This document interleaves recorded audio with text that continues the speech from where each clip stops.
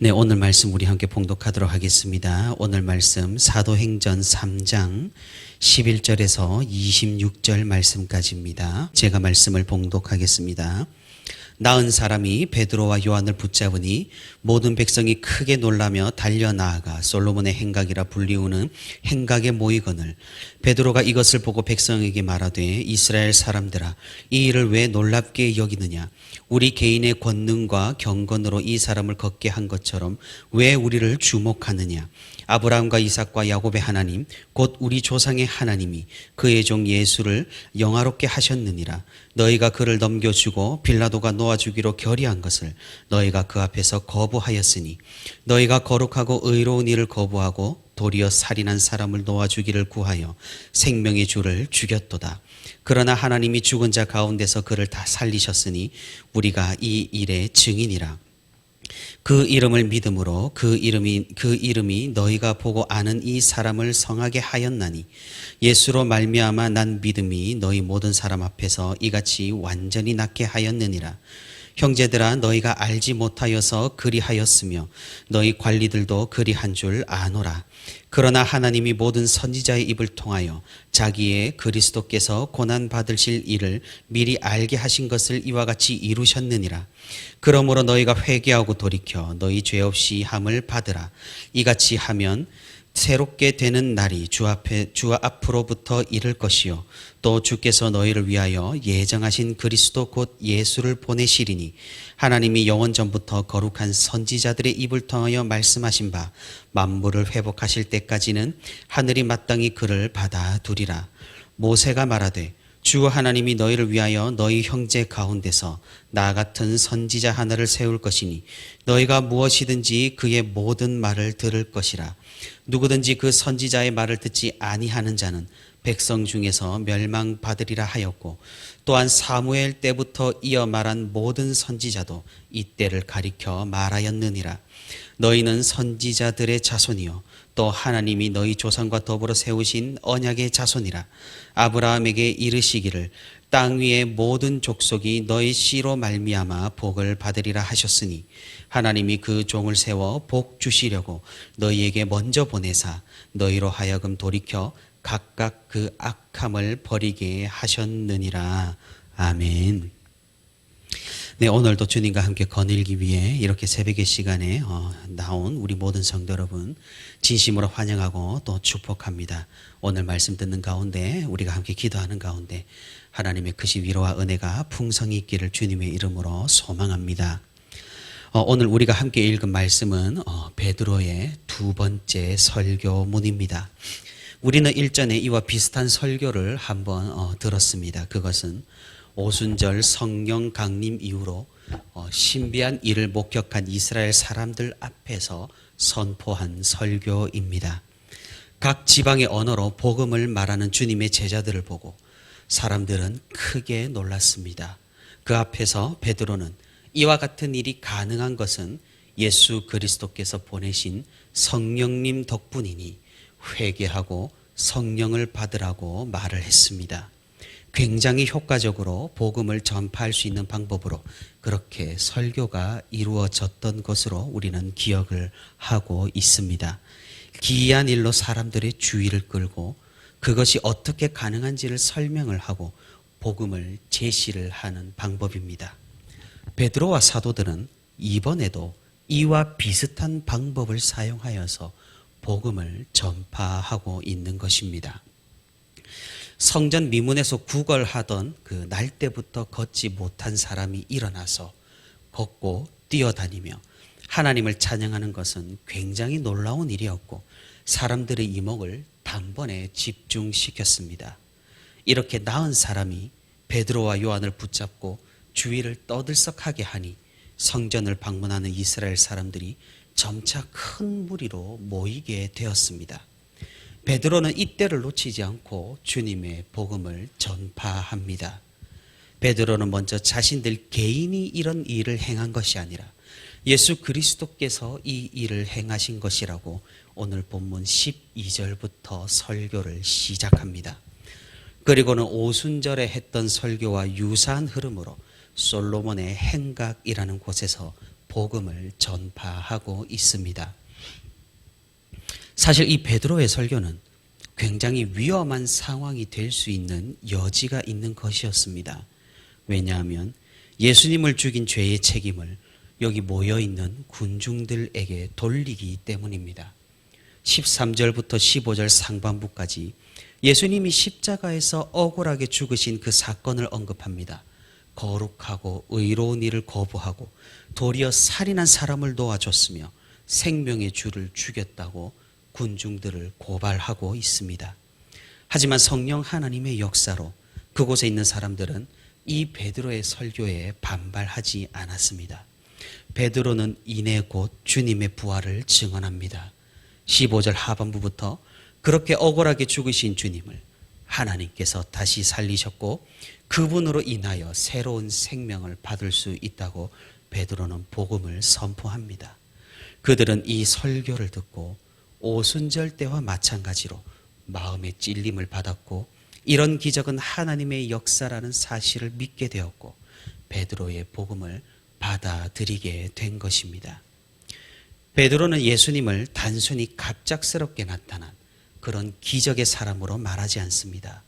우리가 어제도 살펴봤듯이 사도들은 철저하게 예수님을 구약과 연결시키고 있고 예수님이 바로 구약 성경에 예언된 메시아 그리스도란 사실을 분명하게 전하고 있습니다. 오순절 설교 때에는 베드로가 다윗의 시편과 요엘서의 예언을 인용합니다. 그리고 오늘 설교에서는 우리가 읽었던 바대로 예수 그리스도의 나심을 모세가 이미 예언을 했다고 22절에서 말하고 있고 사무엘 때부터 이어 말한 모든 선지자들도 예수 그리스도께서 메시아로 오실 것이라고 예언했다고 24절에서 밝히고 있는 것입니다. 본래 이스라엘 사람들은 선지자 하나를 보낼 것이니 너희는 그 말을 들으라는 이 신명기 18장 15절의 말씀을 모세 바로 뒤를 이은 여호수아를 가리키는 것이라 생각을 했습니다. 하지만 베드로는 그 말씀이 여호수아뿐만 아니라 예수 그리스도를 가리키는 것이라고 말하고 있는 것입니다. 베드로는 또한 사무엘을 언급하고 있는데 사무엘은 우리가 잘 알다시피 이스라엘의 마지막 사사이자 선지자 계열에서는 첫 번째입니다. 물론 하나님의 말씀을 받아서 백성들에게 전한다는 의미로서의 선지자는 모세도 될 수가 있고 구약의 여러 족장들도 될 수가 있습니다만 본격적으로 선지자의 역할을 감당하여 직분의 개념이 생긴 그 시초를 사무엘로 보는 것입니다. 사무엘 이후로 모든 선지자들이 예언을 했다라는 사실은 하나님께서 선지자 직분을 받은 사람들 모두를 통해서 예수 그리스도의 나심과 그분으로 인해 생명이 주어짐을 말씀했다라는 사실입니다. 이스라엘 백성들은 하나님의 말씀을 받은 민족으로 어떻게 보면 선지자들의 자손입니다. 그래서 베드로는 25절부터 지금 이 성령의 축복을 받아 새로운 언약 가운데 들어가서 생명을 얻으라고 백성들을 설득하고 있는 것입니다. 오순절 때와 마찬가지로 그 방법, 구원을 받는 방법, 성령을 받는 방법은 하나입니다. 회개하고 예수 그리스도의 이름으로 세례를 받고 죄사함을 받아 성령의 선물을 받는 것, 구원의 길로 들어가는 정도입니다. 우리가 다음에 살펴보겠지만 베드로의 이 설교를 듣고 모인 사람들은 크게 감화를 받게 됩니다. 이제부터 본격적으로 핍박이 시작되는 순간이지만 사람들은 큰 이적 가운데 이 복음의 선포를 듣고 많은 수가 회심하여서 그리스도께로 돌아오게 됩니다. 베드로와 사도들은 이렇게 성령의 능력을 힘입어 구원의 길을 보여주며 예루살렘에서 그리스도를 믿는 사람들을 점차 많게 하고 있는 것입니다. 사랑하는 성도 여러분, 우리에게 다른 길은 없습니다. 오늘 우리가 베드로의 설교를 앞선 것과 더하여 두 번째로 읽고 묵상을 합니다. 베드로가 성령의 능력으로 선포하는 구원의 길, 생명의 길, 우리가 오늘로서 두 번째로 맞이하는 이 베드로의 설교의 핵심이 무엇입니까? 그것은 우리의 죄가 예수 그리스도를 죽였으니 우리가 회개하고 예수 그리스도의 이름으로 세례를 받아 죄 사함을 얻고 성령의 선물을 받아 생명에 이르는 것입니다. 아마도 여기 계신 모든 성도 여러분들께서는 이미 이 모든 단계를 거쳐서 지금에 이르렀을 것입니다. 그렇다면 정말 참으로 다행이고 참으로 기적적인 일을 경험하신 것이고 정말로 잘하신 것입니다. 생각해 보시길 바랍니다. 2000년 전에 아시아 서쪽 끝에 있는 작은 나라 이스라엘에서 단 3년간 활약했던 젊은 청년이 전한 메시지를 가지고 우리가 지금 믿음을 가질 수 있다는 사실이 얼마나 기적입니까? 많은 분들이 아마도 성지순례를 다녀오셨을 것입니다. 저도 한 10년 전쯤 이스라엘을 한번 다녀와 봤습니다. 그런데 다녀온 성도 중에 크게 실망하는 성도가 많다라는 사실을 알고 계십니까?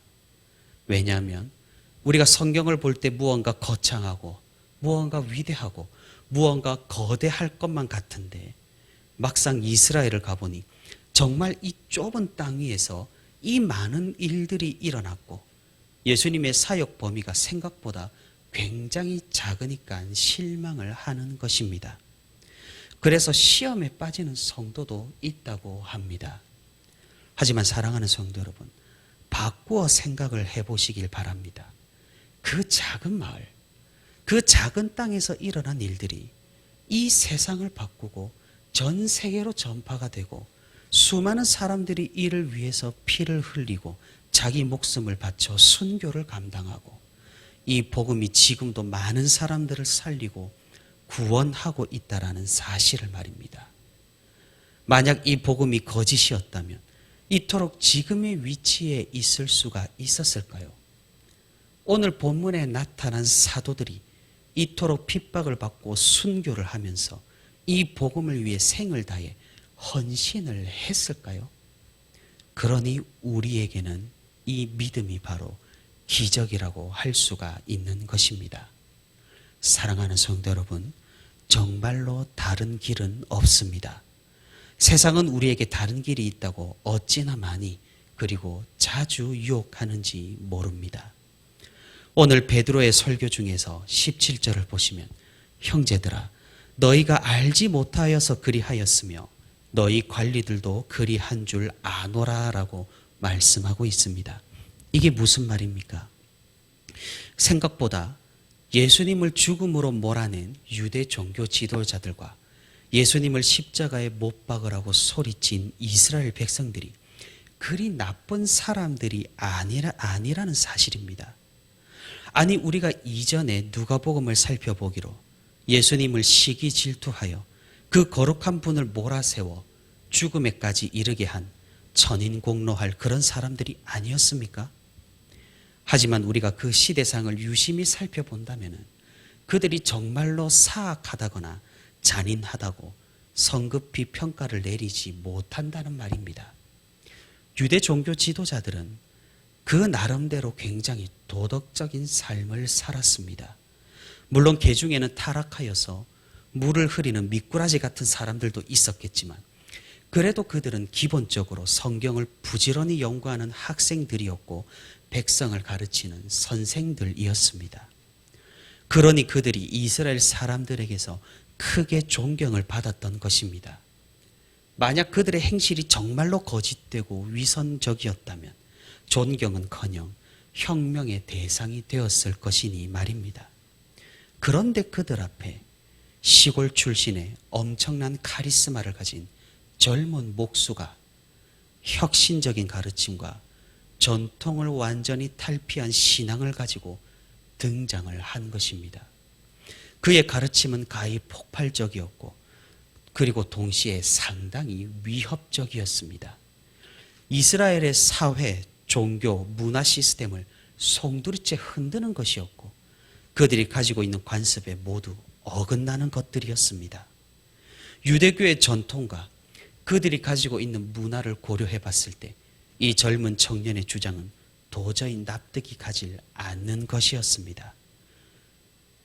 이런 혁명적이고 많은 무리를 선동하는 그를 가만히 둔다면 지배 세력이었던 로마 사람들이 크게 동요하여 이 무리를 진압할 것이 뻔했고, 자신들의 입장에서는 백성들에게 거짓된 가르침을 주는 이 예수를 가만히 두는 것도 위험했던 것입니다. 그를 막기 위해서 많은 것들을 시도했지만 모두 실패로 돌아갔고, 결국 나사렛 예수를 진압하는 것 외에 다른 방도가 없었다라고 그들은 생각을 했던 겁니다. 사실 따지고 보면 유대 지도자들은 단지 그들의 삶의 방식을 유지하고자 노력했던 것입니다. 하지만 아이러니하게도 이러한 그들의 노력이 오히려 그들에게 생명을 주러 오신 그리스도를 죽이게 된 것이었습니다. 자신들이 옳다고 여겼고 맞다고 생각했던 그 길이 최악의 길이었던 것입니다. 어떻게 보면 그들은 반역을 했다거나 하나님을 적극적으로 거역한 것은 아니었습니다. 다만 그들은 몰랐을 뿐이었고 하나님의 의도와 목적을 이해하지 못했던 것입니다. 하지만 성경은 오늘 이렇게 우리에게 말씀합니다. 무지도 잘못이다. 모르는 것도 사망이다. 오직 한 길, 그 생명의 길을 아는 것이 구원의 길이라고 말입니다.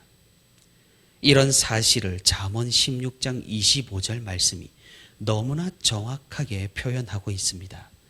어떤 길은 사람이 보기에 바르나 필경은 사망의 길이니라. 사랑하는 성도 여러분, 우리는 이미 이 구원의 길 위로 들어선 사람들입니다. 하지만 이런 우리에게도 여전히 위협은 존재합니다. 그것은 무엇입니까? 이 길 위에서 좌로나 우로나 치우칠 수 있는 위험입니다. 사람이 보기에 바르고 옳은 길은 우리에게 전혀 중요하지 않습니다. 내가 생각하기에 옳은 길도 결탄코 중요하지 않습니다. 어쩌면 그 길은 사망의 길인지도 모릅니다. 그래서 내가 아니라 주님이시고, 내가 아니라 하나님이시며, 내가 아니라 성령의 인도하심입니다. 이를 깨닫고 오직 말씀 앞에, 오직 복음 앞에 순종하는 자만이 생명의 길을 걸어갈 수 있는 것입니다. 우리 모두가 이 길을 끝까지 걸어갈 수 있기를 바랍니다. 우리가 사람이 보기에 옳은 길이 아니라 말씀이 가리키는 구원의 길로 걸어갈 수 있기를 바랍니다. 그 길은 회개하고 죄사함 받아 성령 하나님의 인도하심을 끝까지 받는 그 길입니다. 시대가 혼란하고 여전히 위협이 존재하며 연말이라 어수선하고 2022년도를 준비하다 보니 여러 가지 안타까운 일들도 있는 그런 시기입니다. 이런 때일수록 우리가 더욱 말씀 앞에, 더욱 복음 앞에, 더욱 십자가 앞에 엎드리고 순종하고 경청할 수 있기를 바랍니다. 그리한다면 하나님께서는 우리에게 성령의 충만함을 허락하셔서 우리가 좌로 우로 치우치지 않게 하시고 오직 생명의 길, 구원의 길, 소망의 길로 인도해 주실 것입니다. 그런 하나님의 인도하심을 오늘도 기대하고 기도하고 소망하며 그 인도하심 가운데 하루를 살아가는 저와 우리 부천시민교회 모든 성도가 되기를 주님의 이름으로 소망합니다.